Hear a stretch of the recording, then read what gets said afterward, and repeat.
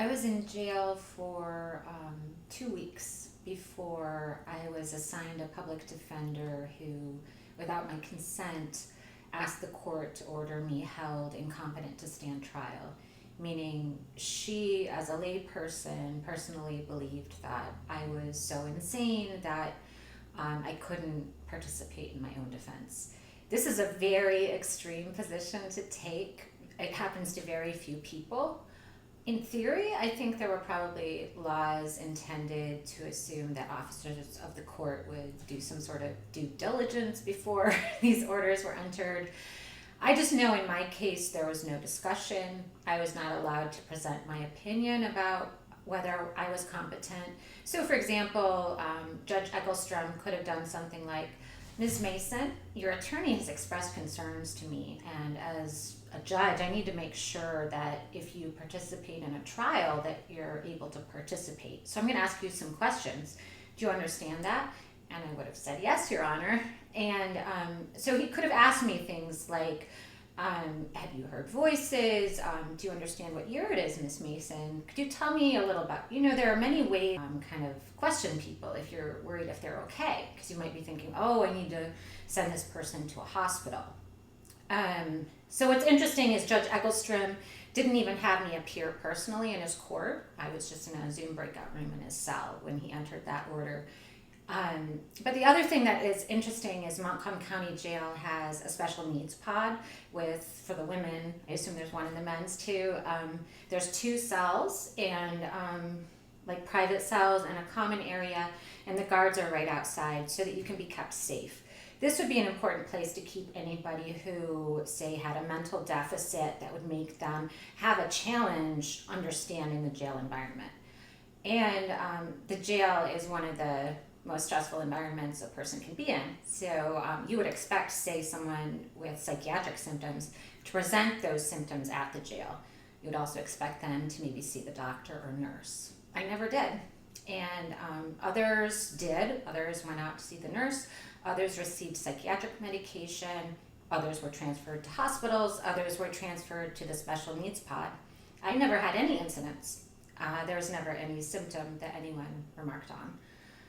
So after Lori Shearer based, she said, on an email she received from my mom, after she had the judge hold me on a psych hold, which I believe was illegal, I had to wait 3 months in jail. I never got to go outside. I believe it's a law. People are supposed to go outside. I believe that's enforced on the federal level, but in county jails it's not. So you just don't go outside. 2 times I got to be next to open windows, and it's very memorable when you smell fresh air, because it's very smelly in jail. It smells very bad. There's no mattress, there's no pad. There's technically like a little pad, but really you just sleep on metal. There's a light on you at all times, so you make an eye mask if you can. Although technically the eye mask is contraband, so it could technically be taken away from you or you could get in trouble. But I never had incidents, and nobody would tell me to move it. Although one time I made a trail of origami birds and connected it to the light, and that did get me yelled at from what they would call it, like the pod god or whatever. There's just like a guy who sits there watching us, and usually he doesn't talk, but sometimes they listen. They call them speaker tweakers. That's what the girls said when the guards listened to us. And sometimes I think we kind of like beefed it up. But it's kind of fun because you can't really get in trouble for what they hear you say. So I'm not somebody who would cuss at a guard, but if somebody wanted to say, go fuck yourself to the guard, I think they could technically get privileges taken away. But if the door closes and they say, he's a fucking idiot, I don't think you can get in trouble. So, petty stuff is what you think about in jail. But the day I found out that I would be on this hold, I was just humiliated. All these people, they were at a higher level than me. We were all low in jail, but I was lower than them because they got to go to trial. I met a girl who told me that Hitler was a Jew. I met a woman who told me that all of the water in North America is poisoned by the Japanese, and she had a lot of other theories. She wouldn't use telephones. I mean, she did help me out with my dog, so I don't want to talk shit. My point is, she had unique ideas. This other girl had unique ideas. I met another one, a third one, who told me about glitches, which are like birds that you see that I think are not really birds. A few of them had people talk to them, sometimes not on meth. I've never heard voices, and that's not something that anyone has ever said that I've heard. But I was not allowed to participate in my trial because of my lawyer, and these people were. So I just felt really embarrassed, and I think the guards felt sorry for me, so they were mostly nice, except I was starving because they wouldn't give me gluten-free food. I think they probably thought I was making it up, or they didn't understand. I have medically confirmed celiac, which it really, I was malnourished for many, many years without knowing it. I think I had it for like 30 years, and I was diagnosed at 36. And when I was diagnosed, I had really strong antibodies, so I could have just gone on the gluten-free diet, but my gastroenterologist said I should do an upper endoscopy because that is the only way to confirm the diagnosis in a way that's verified under the Americans with Disabilities Act. So I should do that in case I would ever be institutionalized. And so I was institutionalized, and I said, under the Americans with Disabilities Act, I'm entitled to gluten-free food because I have medically confirmed celiac. And they wouldn't give me food because I didn't have my medical records in jail. And I said, it's not my responsibility to prove I'm protected, unprotected, and you need to give me food. And they had my doctor's number, but they made me wait to get the doctor's information. So, and they just didn't understand that I would get really sick. So all I felt comfortable eating was vegetables and milk. And sometimes the other women would give me extra vegetables and milk. And then when they gave me the gluten-free diet, they still wouldn't give me enough calories. So I was always starving because the other women get with every meal a piece of cake and a piece of choke bread, which is like cornbread, but it's made with flour. So it has flour and egg, butter, and milk. And I would get a tortilla that was usually moldy and applesauce, and they don't have as many calories. So when I was transferred out, I was 119 pounds. And it just made me really uncomfortable all the time because of the hunger pain.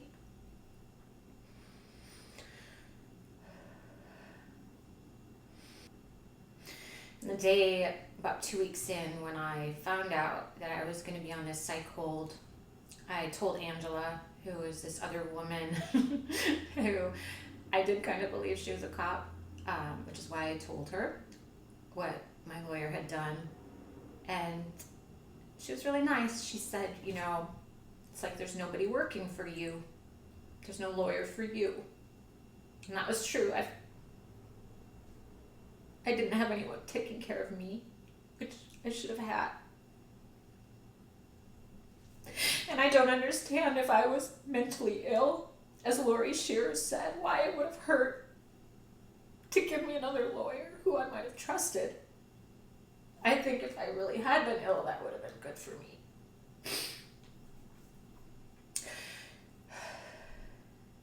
But her advice was, just to wrap myself in a cocoon and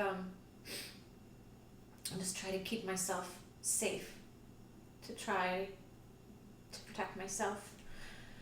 And that's what I did. I learned to be more guarded with my emotions, not share as much, not trust as much, because it can be just so hurtful. Like I said, it's more like Mean Girls than Oz, but that's painful. Women can be really mean. We got a new girl who, at first, she was a lot of fun. She's like a big joker. Her name's Hannah, but she was a lot, and she came in, and like I said, we were friendly at first, but she had the oddest way of going about the world. Like, I remember I was sitting once, we were at the card table, and she was just sitting there swinging her legs, and her leg was kicking me over and over. And eventually I moved my leg, and she said, I'm sorry that my leg's kicking you. I just like kicking you, and I'm kicking, and I don't want to stop. So it wasn't like she was oblivious. She just never understood why people change their behaviors. And she was 350 pounds, but she would unironically, unabashedly, really go out of her way never to move. And it was like, I mean, I know it's mean, but I was just curious. I'm like, because I couldn't get to 150 pounds, and 350 pounds, that takes a lot of calories. So to not burn calories takes a lot of laying around, and she would do anything to avoid moving. And it was astonishing that she was able somehow to keep it up. I don't understand the physics of that. But yeah, it just so happened I was in a bunk that I needed because of the lighting anyway. Oh, no, it's because of my view of the window. And so I was above her. So I didn't want to give up my bunk. And she was just like, she just loved to fart. She's just a farter. Fart, fart, fart. And she just never, because she wouldn't want to move. So she would never like walk to the toilet to do it. Not that we could even close the door, but most people would try to get the fart. No, just not her interest. Just um and it's like her obliviousness to everything. It was like something you couldn't comment on the things she was doing that made her life hard. Like I remember she was getting ready to go to court one day, and she was in jail. I think she was already on probation, and she had gotten really drunk and driven her car into a ditch. And she's like 34 years old, and her hair was dyed green, and she's about to go before the judge. And I know everything that she wanted in the world was for the judge to think highly of her and give her a lighter sentence. And her choice was she had taken her green hair and put it in pigtails. And she was like, how do I look? And if I'd been honest, I would have said, I would recommend doing your hair in as boring a way as possible and try to look as old as possible and try not to flirt with the judge. Because I think it's never going to be a good strategy to flirt with the judge, but in front of like other lawyers, it's going to be a really bad idea. And you probably want to look more mature instead of less mature because you just drove your car into a ditch and you're a grown woman. So but I didn't say that. I said, you look great because that's how you do it in jail. And it came up when if you wanted to leave the cell, you could go to the fundamentalist church on Sunday or the fundamentalist 12-step group. So I did try that at first, and it was hard for me because I have positive associations with step work, and jail isn't really the place for it. As Angela said, the leader once said in a group, which you would say in a church basement, this is a safe space. You can say what you want. But she said that in jail. Jail's not a safe place. like you might say something and literally get beaten up 5 minutes later for it. So to say that it's safe, it means like you literally mean nothing. It's just word salad. But that is what that 12-step program was like too, because like I said, I had a fun memory of 12 steps. What they did is they took the 12 step and they took the wisdom out of it and narrowed it down to a fundamentalist 12 step.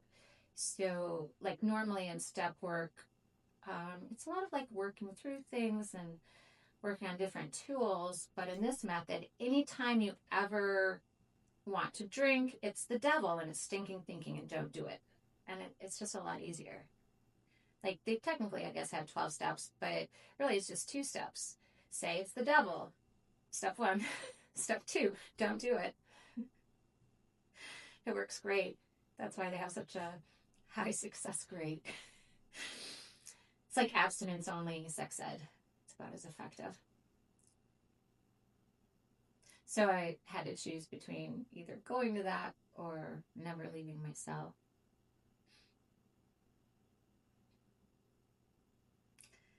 But I think it's because I did go to a few of these step meetings and got the book that maybe that's why the people at the church that's helping me out now, I think that's maybe why they think I'm an addict. I didn't come to step work through chemical addiction, through relationships. I think I mentioned before a relationship after my divorce that kind of enmeshed me, and also he was a mentor to me when I was starting out as a stockbroker.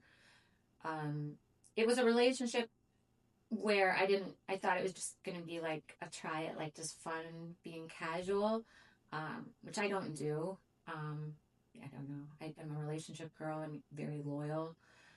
But I was like, oh, I want to see, maybe just meet a cute guy on Tinder and just, friends with benefit or whatever.